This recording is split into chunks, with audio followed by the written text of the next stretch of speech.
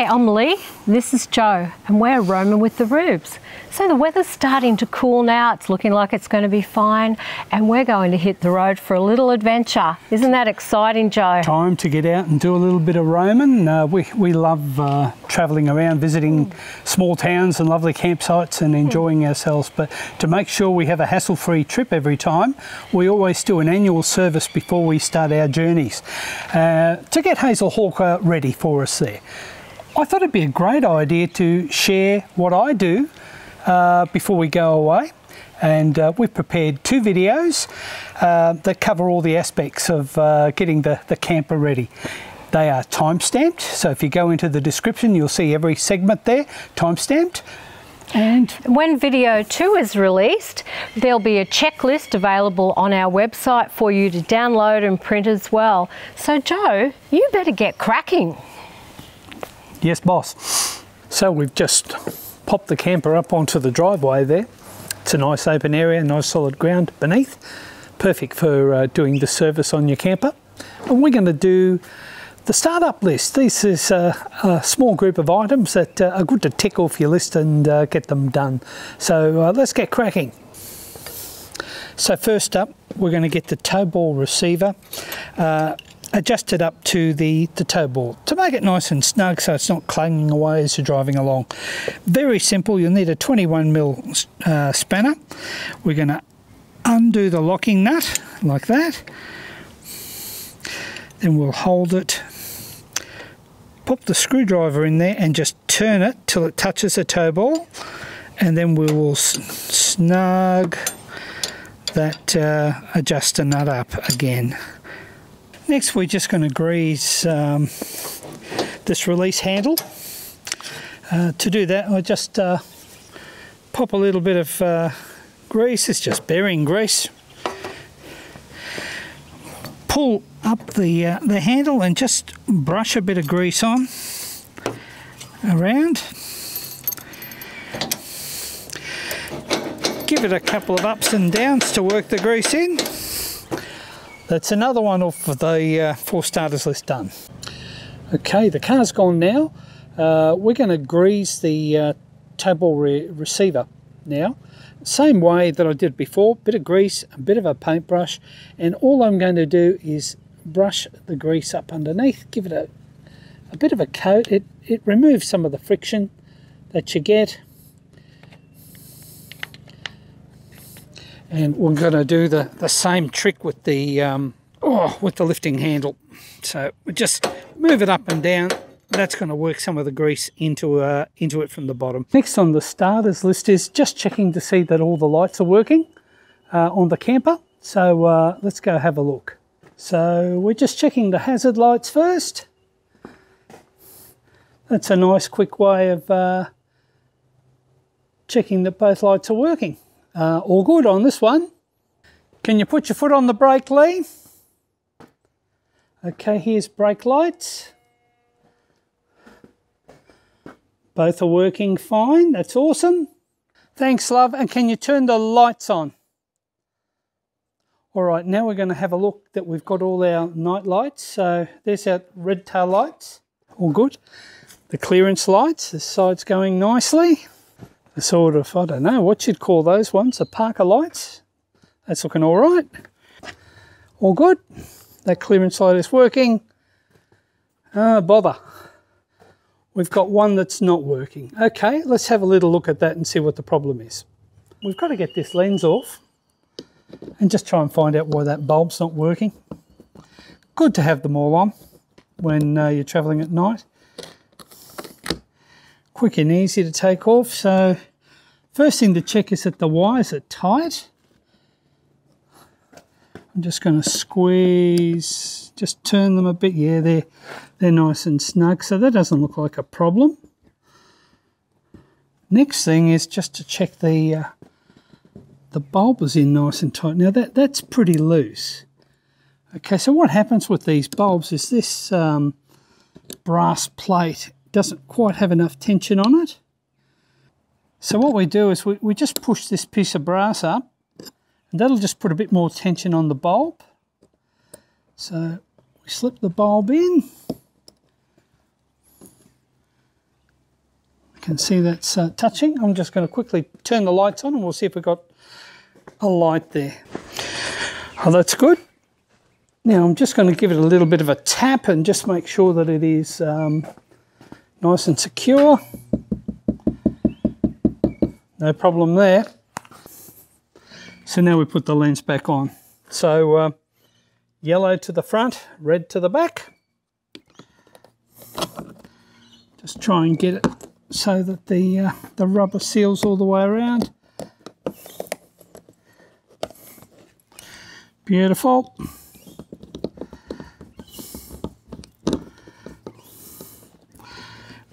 And that's another item on the for starters list done. Now this next one seems a little bit out of order, but it's a good one to do. The vents down low, you can access them. We're actually going to silicone spray the bag end zips. Now when you're travelling on the road, these poor old bag end zippers get full of dust and grime, and you're opening and closing them and you just wear them out so quickly. This bag end's been used maybe 3 times now. And I'm already starting to feel a little bit of resistance there. So, actually quite a bit of resistance there. So, never use oil-based lubricants on zips. The best thing you can use is a silicone spray. This is one that you just pick up at Super Cheap. It's about $12 a tin. Works quite well. And all you're doing is just following along the zipper, getting some of that silicone spray in there.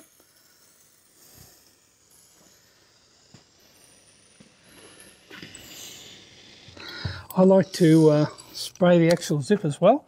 Work it backwards and forwards. Now that immediately is a lot freer.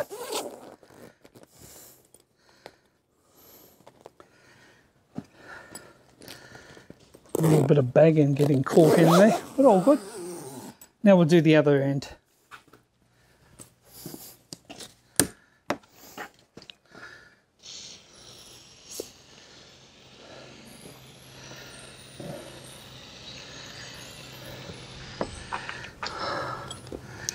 Bit in the zip. Okay, just work it through.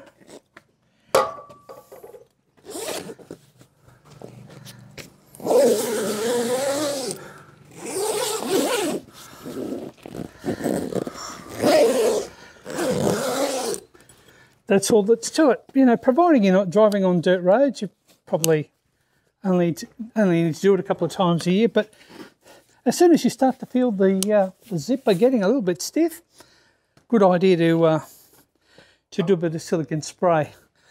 The front one's the same as the back one. I'm not going to bore you by having to watch me do this one as well. And believe it or not, folks, that, I think, is our startup list.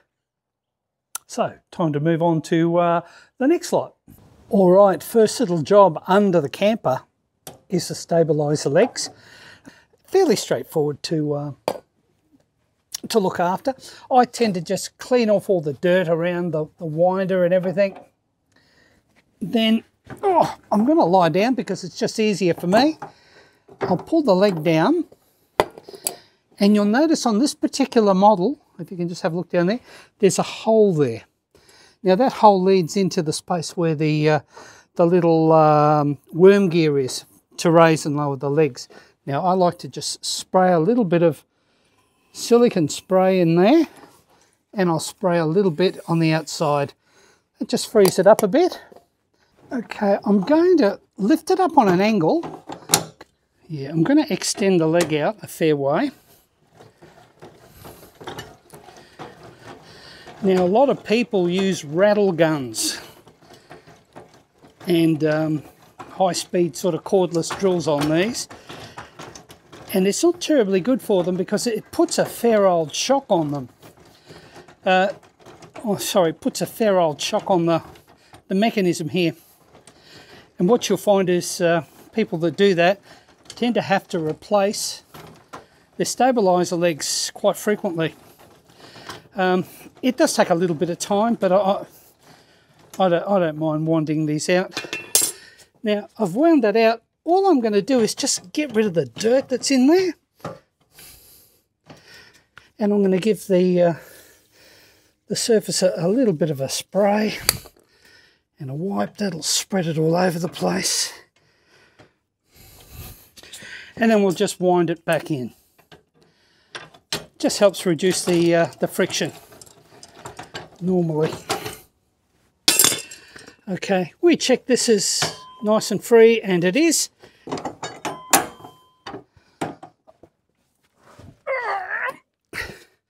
And that's that done. So this is another thing that you need to do. There are lubricating points for the leaf springs. This is covered in dirt. So I'm going to give it a bit of a clean. Hit it with some brake cleaner.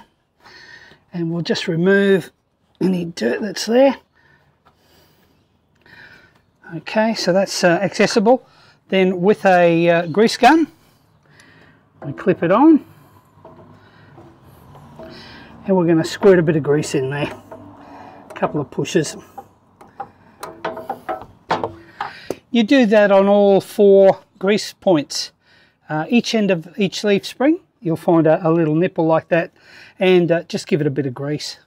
Okay, I'm under the camper now, and we're going to go over the suspension a bit and checking all the nuts. Now, I recommend you do this like shortly after you buy your van. If you bought a second-hand one, do this job. But also, as part of your once-a-year service, it's good to check. We're going to have a look at all these nuts and bolts here. Now, you really do need to go and check them all and make sure that they're tight. Up here on the shock absorbers up the top, down the bottom, on the top of the leaf springs. You can see there's a couple of stacked nuts, like the bottom one's tightened, and then there's a nut on the top that's snugged up to it. As you can imagine, there's a lot of vibration here on the suspension.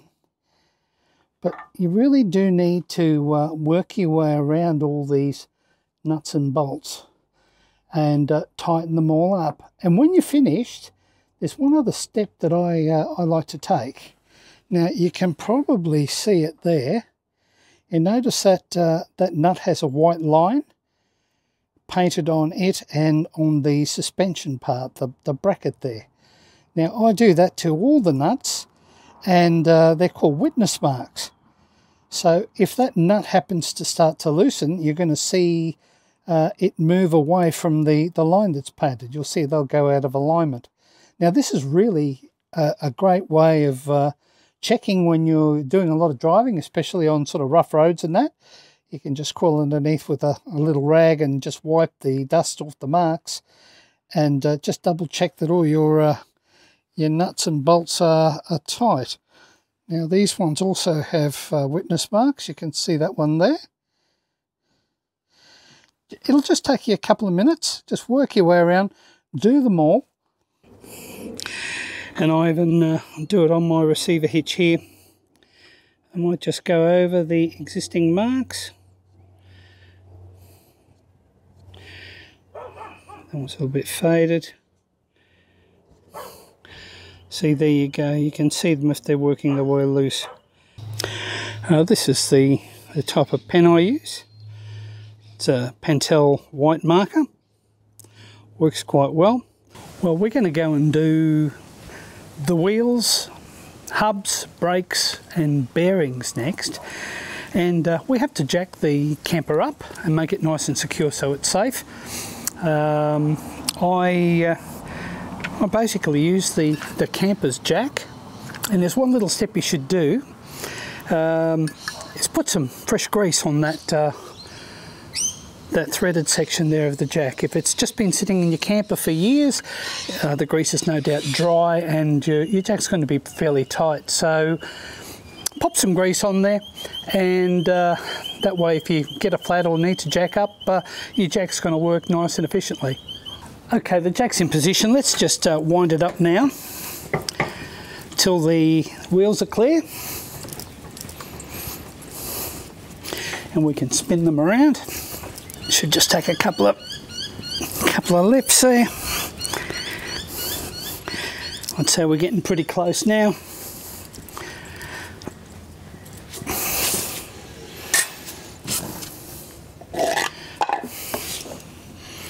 Yep, that's got it.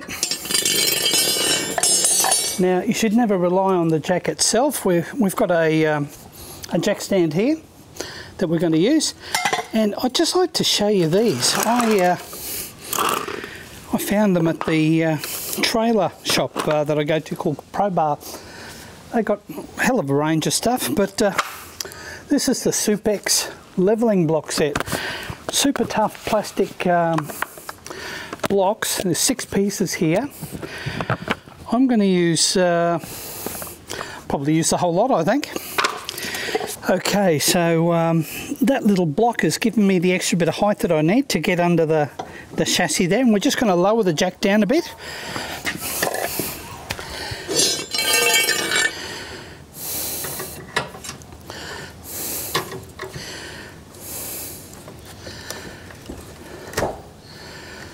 Okay.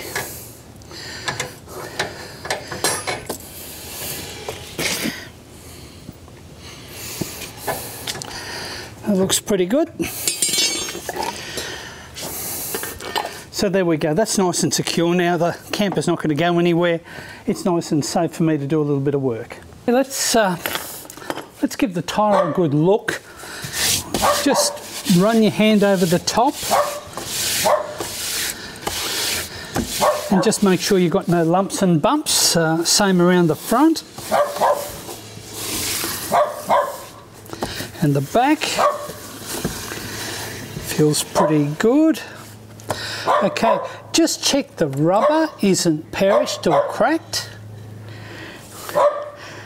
All in all, everything looks quite good with this one.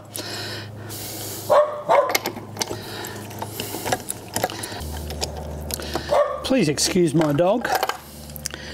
I think there's a junk mail person walking up the street or something. He's having a bit of a bark. One more.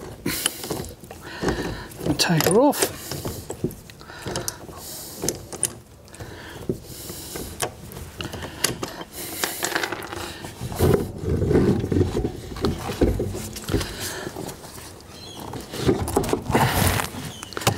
There we go.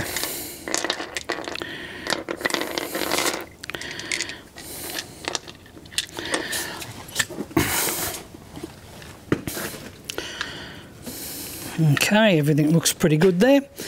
We'll just pop her out of the way over here.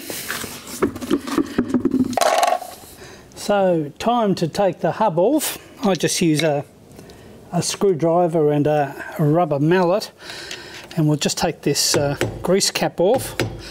Just rotate it around a little bit.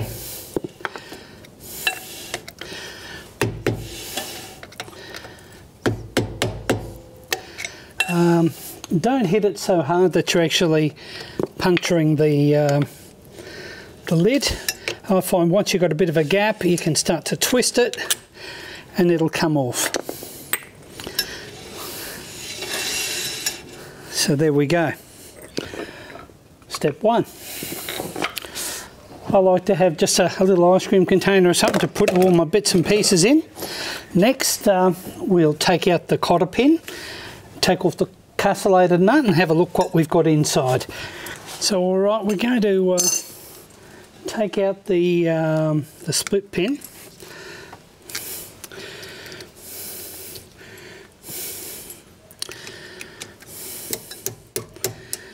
A little bit of a tap and then just grab it at the top here and pull it out.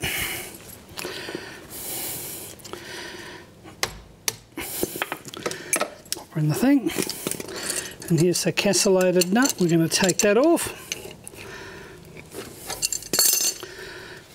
It shouldn't be very tight. It should be just there. Now this is the dirty part of the job. There's nothing really clean about it. Take the washer off. Okay, well, there's the bearing race.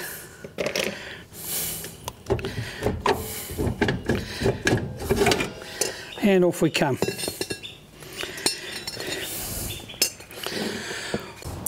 Okay, let's do a couple of checks here. First up, the brake shoes. The manual says that they need to be a minimum of 6 mil. I've measured these with my vernier and they're actually 9. So the brake shoes are fine. Now the other thing we need to check is the magnet. Now there's some wear guides on the magnet. I don't know whether you can see them. There's these little holes there. When they disappear, the magnet is at its minimum thickness. These are quite fine. There's still a fair bit of wear to go in there. Okay, let's clean this all up. I've just got a container that I'll sit under the hub so it catches all the solvent and that I'm using. I just use this brake cleaner from Super Cheap. It does the job.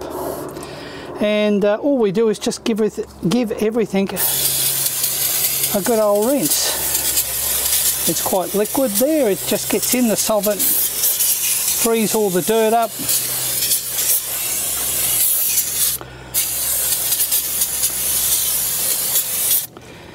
And it just drips away into the container there. Give it a bit of a wipe down.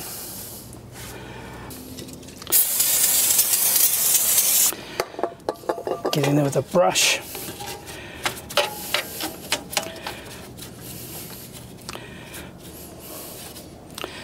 And just let it dry off there. Now we're going to have a little look at the hub. I'll just give it a little bit of a dust out.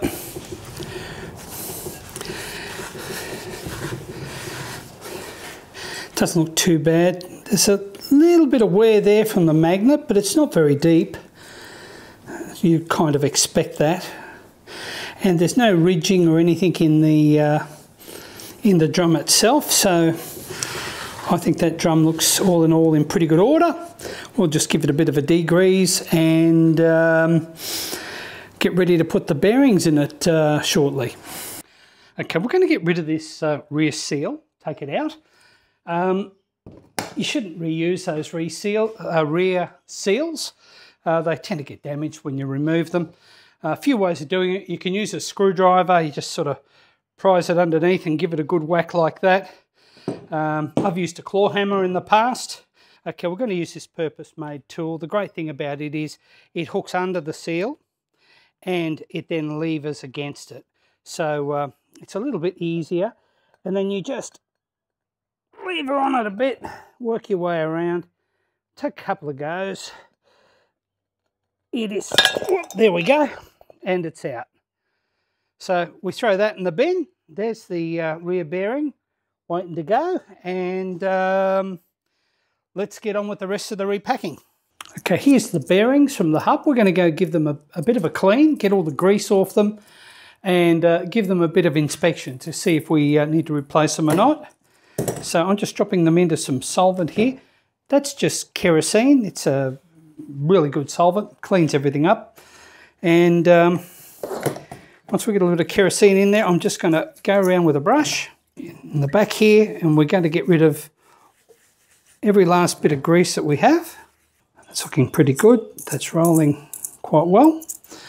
I think that one's done. I'll sit him on a clean piece of cloth. Pull the next one out, we'll do the same thing. We'll go around the outside. I'm thinking that that's pretty well done too. So what we're trying to do is get all the grease out of inside the bearing there, top and bottom, and we need to give them a bit of an inspection. All right, so reading the information sheet from SKF Bearings, what you need to do is check that there's no discoloration on any of the wheels. So I'll come in a bit closer. Those wheels look perfect to me. They're all shiny. There's no worn bits on them at all.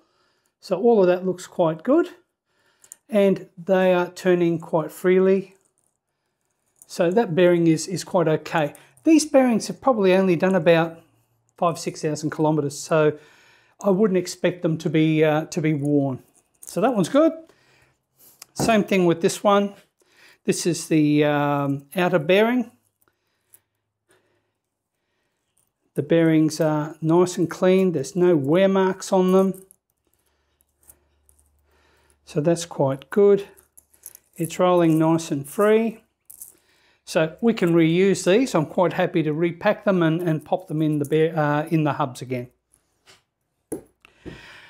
And then we just got to clean the other few bits and pieces that come out. I like to give the castellated nut a bit of a wash.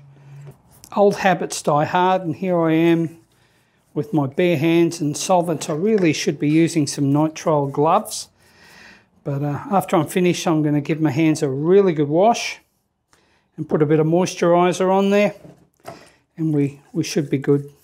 Dust cap. That's all done. We have to put a new seal on and a new cotter pin. That's just good practice. Okay, we're about to pack the bearings, but I thought we'd just have a look at the races here. They come in the bearing set and they're actually pressed into the hub. These are nice and clean, so there's no problem there. We're going to reuse them again. But if you were exchanging the bearings, you'd be putting new races in there. The races and the bearings are a pair as the bearings bed into that race, and if you happen to pop another bearing in there, it's got to rebed in again, and you're going to get some excessive wear. The other thing to watch out for is if you happen to do both wheels at once, make sure you don't mix your bearings up. Make sure that the left bearings stay with the left hubs and the right with the right. And you should be good to go. So let's go get dirty with some grease. Here's my favourite part of servicing the bearings. It's not really, but we're going to actually pack the bearings full of grease. And this is really the most messy job you'll ever do. Now, I'm going to grab a big lump of grease, pop it on the palm of my hand, and I'm going to get the bearing, and I'm going to just start pushing the bearing into the grease. Now, you'll start to see the bearing start to ooze out. Sorry, the grease start to ooze out on the bearings. Can see that. We just keep going. I'll move that bit back into my palm, and I'm just going to keep going here. Now what we have to do is get the whole inside of that bearing full of grease. Can you see the little noodles coming out there? That's the grease going into the bearing. I'll rotate it around a bit more. Now, I'm not a mechanic, so I'm pretty sure there'll be some mechanics there having a great old laugh at my expense here on my poor grease packing style. I do have a bearing packer, but I thought I'd demonstrate this as you don't need a tool to do it, and it does quite a good job. Keep going around. You've got to get all that grease in. And I'm going to just keep going. I'm going to save you the agony of watching me do this.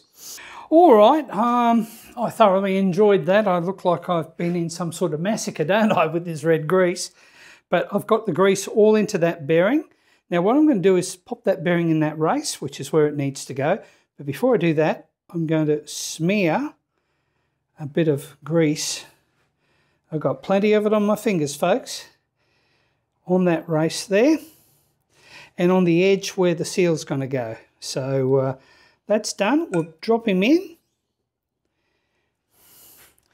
And now I'm going to clean my hands up and we'll pop the seal in. Okay, so we're going to pop a new seal in there. I've just popped the hub down on the concrete so it's something nice and solid. And I've got this set of bearing drifts, and we're just going to use that to tap in the race there. And not the race, the seal. So what we do is we sit it on here nice and level, and you can see that this is slightly bigger than the bearing seal, which is exactly what we want, because we want it to stop when it hits the edge. We want the bearing seal to be flush with the top of the hub. So we're going to tap it in a little bit at a time.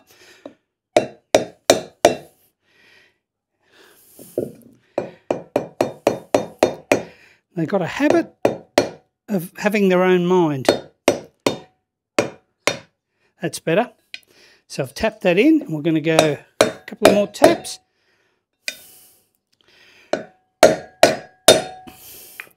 Now that's stopped, and that's beautiful and flush. And that should mean that I can grab the bearing and I can turn it. Yeah, it is turning. So that's perfect. So that's the rear seal done. Okay, I've packed the front bearing. I've smeared the races here with some grease. And all you basically do is just pop it in like that. You might like to grab a little bit of grease and smear it over the end there. With grease, you can't have too much, I think. Now we're going to take this over and install it onto the axle and do everything up. Now before we install the hub again, I need to show you the brake adjuster. Now we just slide the magnet off and tuck it up the top there, out of harm's way. We can see this little adjuster down the bottom here. Now as you rotate it, it gets the brakes moving in and out. So out to tighten the brakes, make the wheel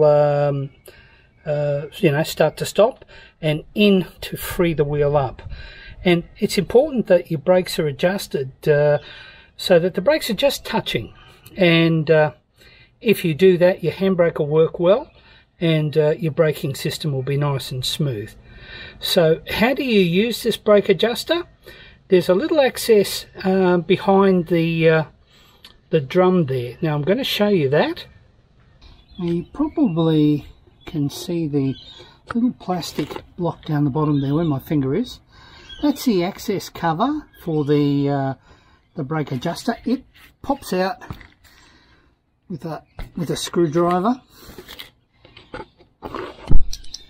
There we go. I've just pushed it from the other end, but you can prise it out with the screwdriver, and you have this access hole here, just there,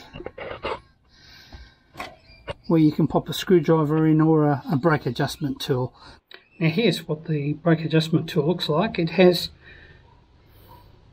sort of a curved end on it like that, and you'll notice that both ends are a different shape, and that's so you can either turn the wheel up or down. You use the appropriate end there. Now there's a little diagram here in the manual.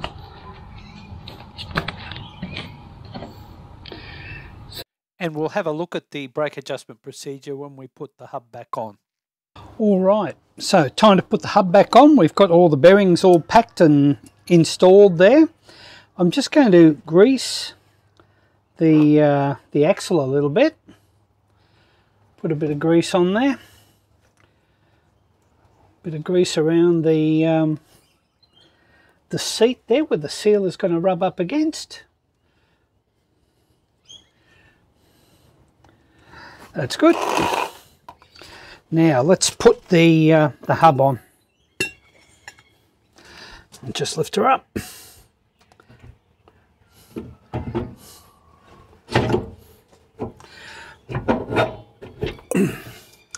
And there she is sitting in.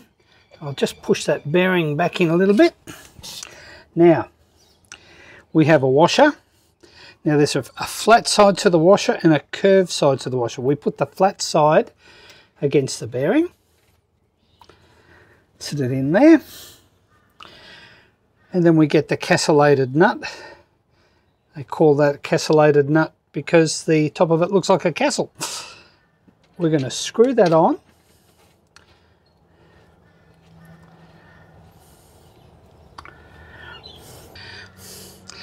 Okay, and I'm going to tighten it up. Now we need to get that bearing to bed into the end of the axle. So we're actually going to tighten this up quite a bit. Make sure it beds in properly. And what you're trying to get is that this is nearly impossible to move, and that's quite tight now. So that's what we want. And then we want to back it off. Back it off to the point where it's turning freely. And there's a little bit of load on the bearing. There is. I'm going to try and tighten it up to the next point.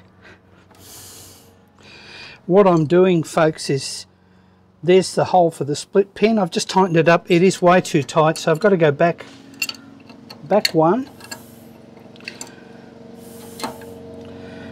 Undo it a bit. That's rolling nicely. And we get the split pin and we pop it in.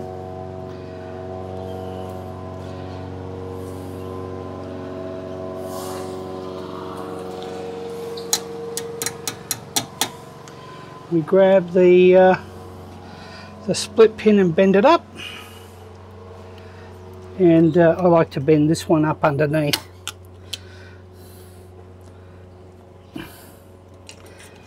I might actually cut a bit of that off. And we bend it up underneath. And that's it basically installed. The last thing we do, well, I like to do it anyways, is a little bit more grease around there. Then we're going to go and put the dust cap on. So we just set that on there and lightly with the rubber mallet work our way around the edge. And we're done. Now there's just one job left to do. We were talking about it before, and that's adjusting the brakes. You can probably hear that's just very lightly touching. We want a little bit more than that. Okay, so we're just adjusting this little roller here. A couple more. And we have a listen. It's sort of just touching now, which is about where we want it to be. Okay, I'm going to pop this little cover back in.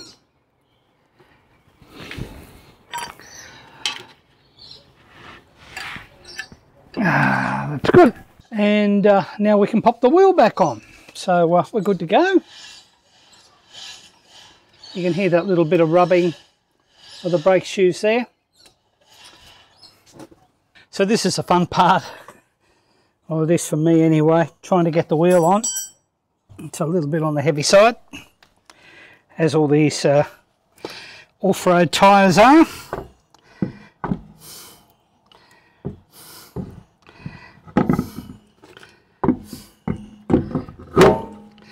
Beautiful. And we'll just do up the wheel nuts now. Okay, that's all the wheel nuts done. We'll drop it down now. For the last adjustment, I like to use a torque wrench and set the wheel nuts to 130 Newton meters, which is the recommendation. Before you do that, stick a chock on your wheel, because you're going to put enough torque on there to actually make the van roll back. It's caught me out a few times. When your car's attached to it, it's usually not that bad. And always good to have an extension that just gets the torque wrench away from the tyre and lets you get a bit more purchase there. So let's get going. We're tightening it up. Did you hear that click? That's the indicator to tell you that you're at the right tightness and don't need to go any further. So we just go around and do that to all of the wheels. That's that one. We follow this opposite pattern.